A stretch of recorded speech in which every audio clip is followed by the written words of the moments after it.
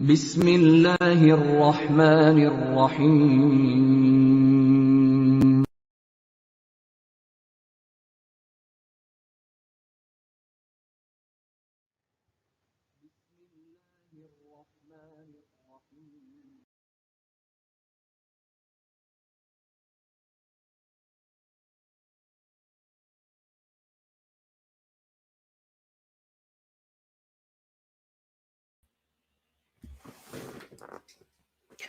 Assalamu alaikum. Welcome to our broadcasts on Monday, the 6th of September 2021. This is our series, Reflections on the Holy Quran, and this is broadcast number 250 in that series. And we are discussing the meanings of the words of Surah Al-Baqarah, verse number 91, and this is the 7th broadcast in that sub-series. Just to remind you that our Ahmadiyya community was created by Hazrat Mirza Ghulam Ahmad Sahib, who taught us that although others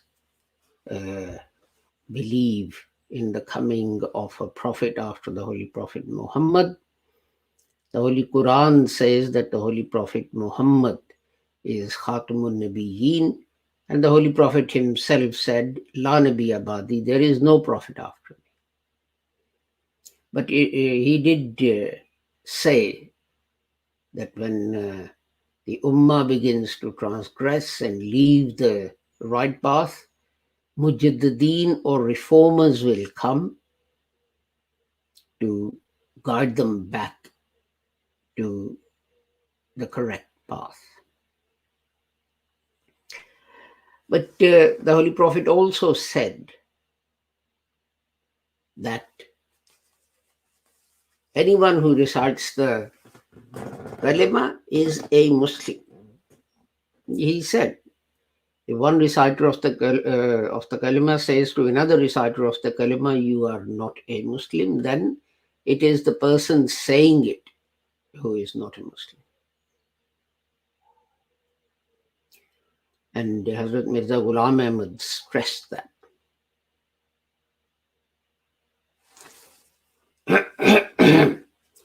He also taught that although people say that Ayah Rajam, Surah Walayat, etc., are missing from the Holy Quran. No part of prophetic revelation is missing from the Holy Quran. The Holy Quran is complete and it's perfect.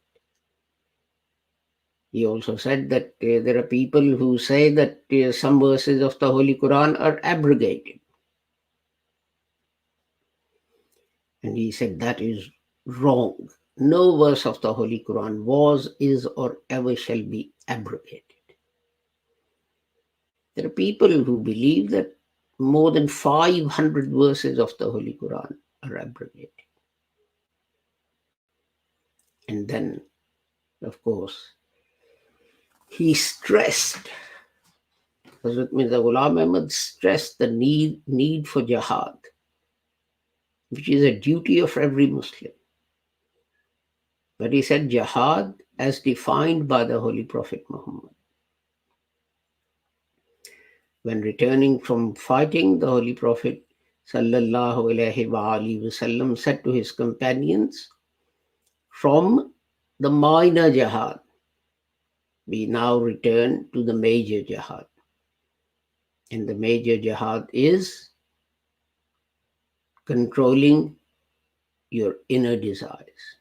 Jihad bin nafs, fighting your ego, fighting your greed, fighting your need to backbite, and so on. So with that, let's turn to the verse that we have been looking at, and and the word that we will look at today, أعوذ بالله من الشيطان الرجيم بسم الله الرحمن الرحيم وإذا قيل لهم آمنوا بما أنزل الله قالوا نؤمن بما أنزل علينا ويكفرون بما وراءه وهو الحق مصدقا لما معهم قل فلم تقتلون أنبياء الله من قبل إن كنتم مؤمنين. And when it is said to them, believe in that which Allah has revealed. They say, we believe in that which was revealed to us.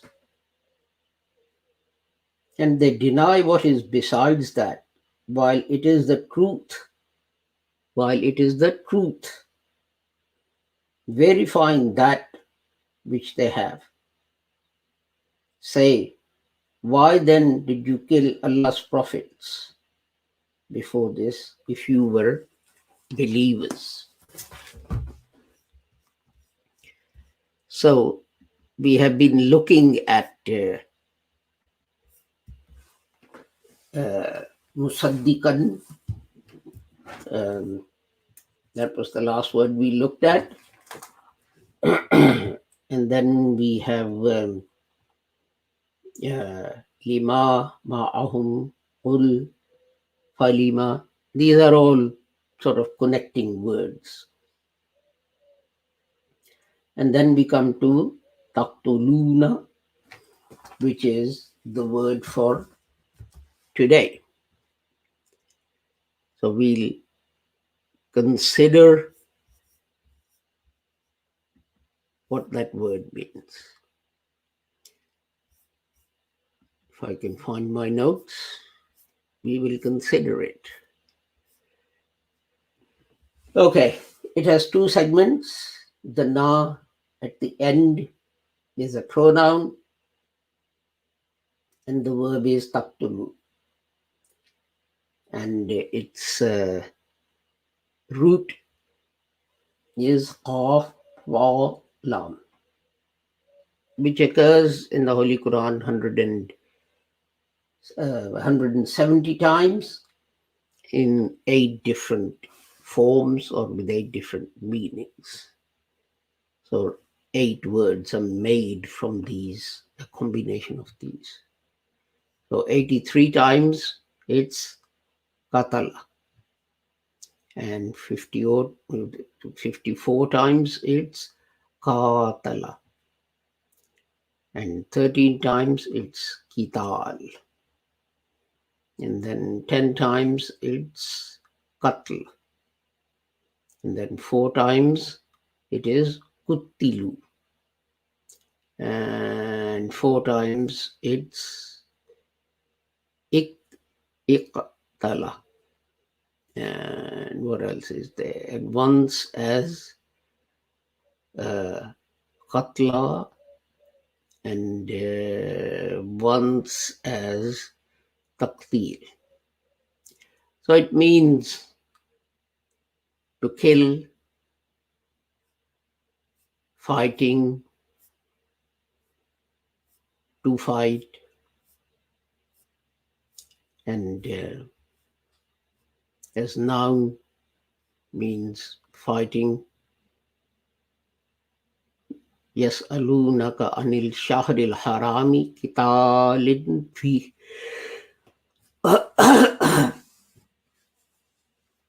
Fighting, the noun.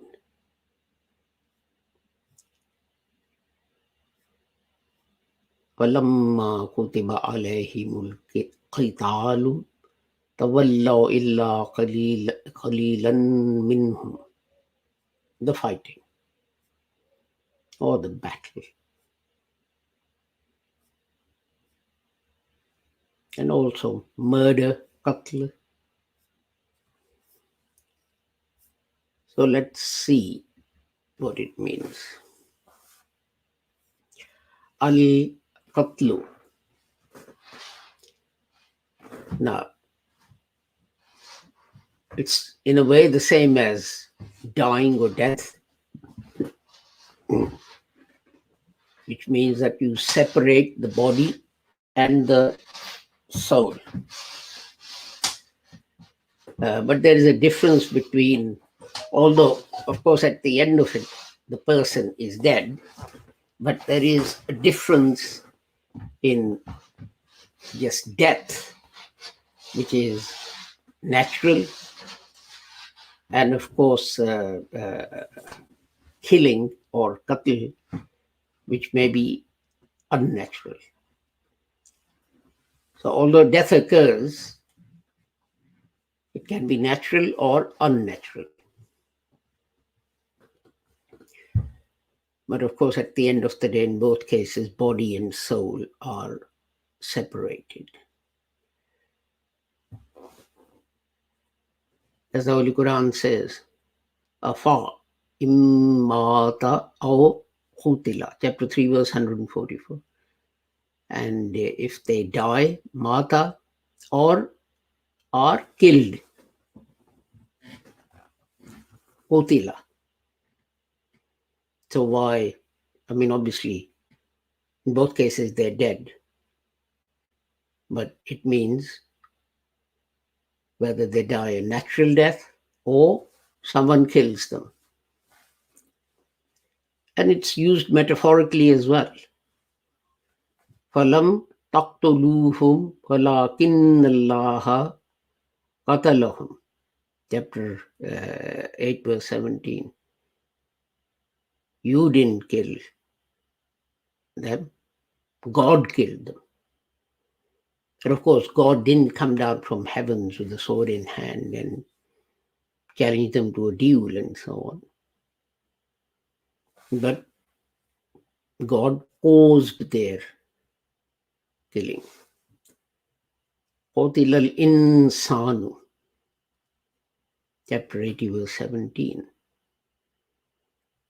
And if a human being, a person is killed. But then, as I said, in 2 or 3 places in the Holy Quran, it's used metaphorically. فَاقْتُلُوا أَنفُسَكُمْ, chapter 2, verse 54. Kill yourself. Now, this can't be an instruction to go and cut your heads off or hang yourself and so on. You might say that it may mean killing each other. Yes, that's possible. But I prefer the metaphorical use, which means that you kill your worldly desires. It is as if you separated your body and soul. Your body wants comfort and fine foods and, soft beds and so on. Your soul struggles for something higher, and you separated them so that the needs of the body do not pollute the soul. You've killed your desires. And it's also used in normal, everyday vocabulary. قَتَلْتُ خَمْرَ بِالْمَاءِ. I put water in wine and killed it. What does it mean, killed it?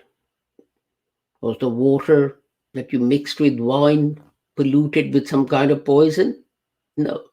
Here it's talking about reducing its effect.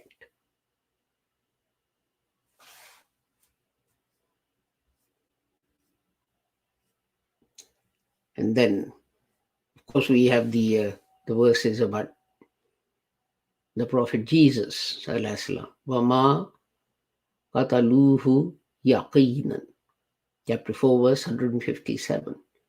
They couldn't be certain that they killed him.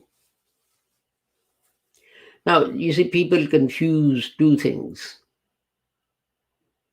Putting on the cross is one thing. Dying on the cross is a separate matter. We know from, if you go to this verse, we know from the New Testament that everyone was surprised and no one believed the fact that Jesus salam had passed away. And Pilate, when the soldier reported and said, he's dead, Pilate said, what, really? Because people used to die in agony on the cross. It used to take days and days and days. And eventually, the person died of starvation and thirst and exhaustion. It became more and more difficult for the heart to pump blood through the body, and then the person died. And Jews, the rabbis, when they hear this, they go rushing to Pilate and they say, if he's really dead, hand over the body to us. Because if we don't make certain that he's dead, then they say the evil that will follow will be much greater than than the evil that has gone. Because they'll be afraid. They were afraid that, if this person is not dead and just thought to be dead, and then he's taken down and he's nursed, which was what happened, and he recovers, he's going to charge into Jerusalem and say, here I am, lads, you tried to kill me, but either you failed or I've come back from the dead, and so on.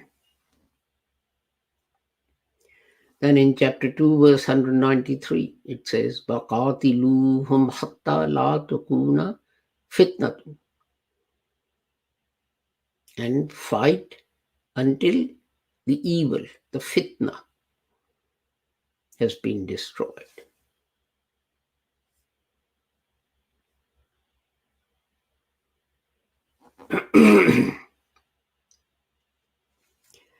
And then we have further along, وَلَا تَقْتُلُوا أَوْلَادَكُمْ مِنْ إِمْلَاقٍ, chapter 6, verse 152. And it says, out of fear of poverty, do not kill your children. Now, there are three schools of thought. The first one is that this is a prohibition on burying female infants, burying them alive, infanticide.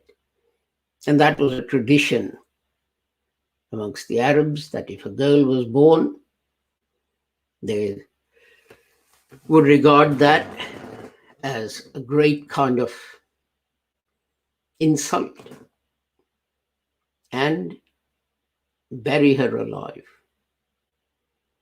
In a hadith, there is a story of a companion of the Holy Prophet Muhammad, and he's asked, what do you regret most from the days of ignorance, as they are called? And he sat there and he bowed his head and he broke down. And he said, my wife gave birth to a girl And I took the girl out to the desert and I dug a hole. And as I picked up that girl to bury her alive, she got hold of my thumb and started sucking my thumb. And I pulled away. And I put her in the hole. And I filled it with sand. And then he broke down. And he said that I regret that action more than anything else that I have done. So that is literally forbidding infanticide. And some say that this is a prohibition on family planning. That people say, oh, well, how are we going to manage to look after these kids and so on and so forth. I don't agree with that interpretation. But then some people say that killing your children means that you put them to doing something that stops them from gaining knowledge and learning. And I was in India, and there was this tailor, and I went to him for something, and he had a young boy, I don't know, 12, 13, 14, sitting there, and he was sewing away. And I said, who is he? And he said, well, he's my son. And I said, surely he should be at school. And the guy said, what's the point? This is what he's going to do when he leaves school. So why should I waste so many years in him going to school and then start to learn his trade? This way, by the time he's 15, when he would have left school, he would know what his trade is. He would have learned how to cut and sew stuff. And he can be, or he will be, an effective contributor to the family purse. Now, you see, the point is, if you do that, how did that tailor know that that wasn't an Einstein that he was depriving of education? He can't know. Well, there's the story of Ramanujan. He barely was allowed to complete his school, and then got a job as a clerk in a shipping company. And he happened to read a book on geometry. So he wrote a paper, made 3 copies, sent them 2 to England, and I think 1 to America. There was only one person who replied, and that was, I think his name was Professor Hardy. And he said, the things you say are impossible because Euclid was the founder of geometry. Euclid says that can't be done. And Ramanujan didn't know who Euclid was, so he wrote back and he said, who's this guy Euclid? Pay no attention to him. If he says it's impossible, I say it's possible. I've shown it, it can be done. And Professor Hardy brought him to UK. And he started studying at Cambridge and all this kind of thing. Unfortunately, he died early, although he came up with some new ideas, things. He found methods of doing things which people thought were impossible. It was only in his mid-20s that he died. So how do you know that it's not one of these geniuses that you're depriving of developing their full talent and putting it into practice and benefiting humanity. You don't know that. So you will be held to be guilty of murdering that child. It is akin to murder. It's nothing less than that. In this country, people do the same thing. Kids are 15, 16, they leave school. Oh, well, that's enough. You can read and write English, you can add, subtract, multiply, divide. What more do you want? The most you can do is to get 3 months, 6 months in some kind of a apprenticeship or training or whatever, so you can do some menial job. So you are killing their intellect. You're being ungrateful to God, because God gave your kids a gift of intellect, intelligence, and so on. And you have destroyed that by your actions. That is ungratefulness to God. And nations that do that do not prosper.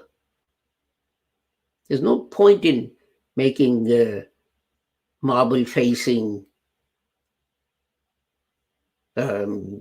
houses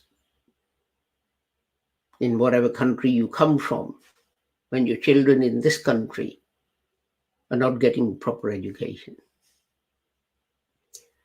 So al-qatl means to kill with some kind of a weapon or stone or poison or whatever. It also means fighting. But another interesting meaning is that Imam Raghib says is to humiliate, to lower down. And you can take this verse in that sense, that God says to Jews, you say this, but if that's the case, Hazrat Maulana Muhammad Ali Sahib Rahmatullah Alayhi has translated that as why did you kill? But you can say, why did you humiliate Allah's prophets?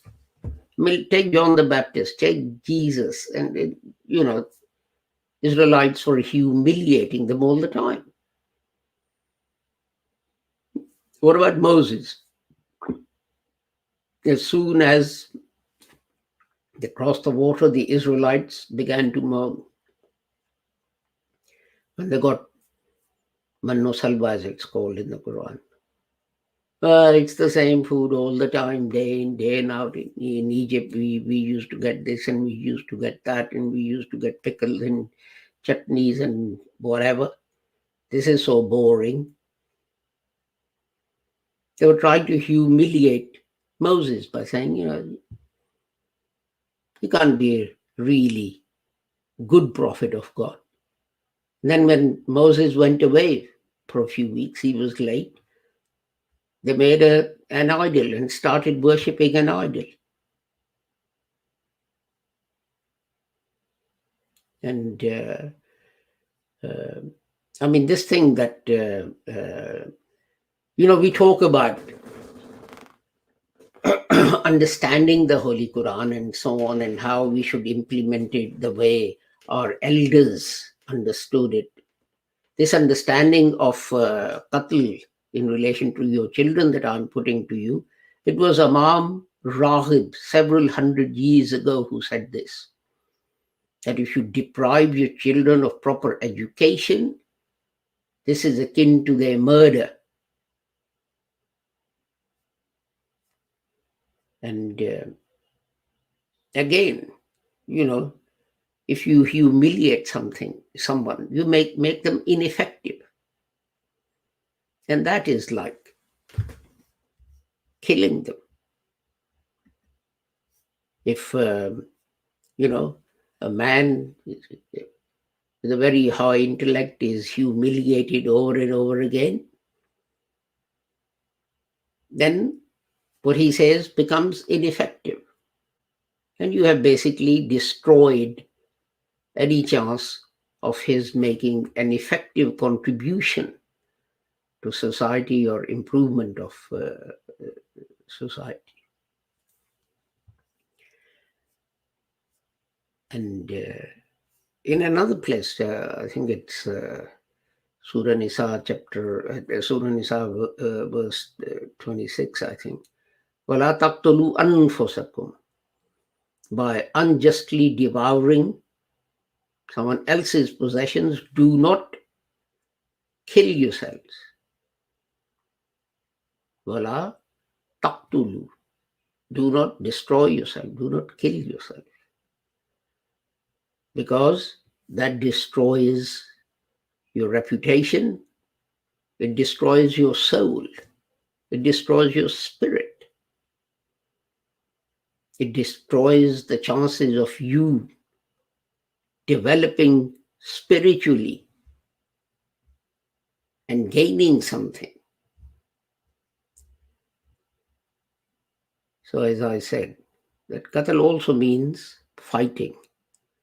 Kutiba alayhimil qatl. And fighting, it was made incumbent upon them. But the thing to remember is, and I say this over and over again, that in the Holy Quran, you have to look at the context to see what message it's trying to give you. You can't say that in one place it meant this and then insist on using the same meaning throughout. This is why the Holy Quran says reflect, reflect, reflect, think, think, think. So with that, I take my leave of you with the prayer that whoever you are and wherever you may be, may Allah keep the whole of humanity under his protection and free from harm. Assalamu alaikum, Khuda Hafiz, and goodbye.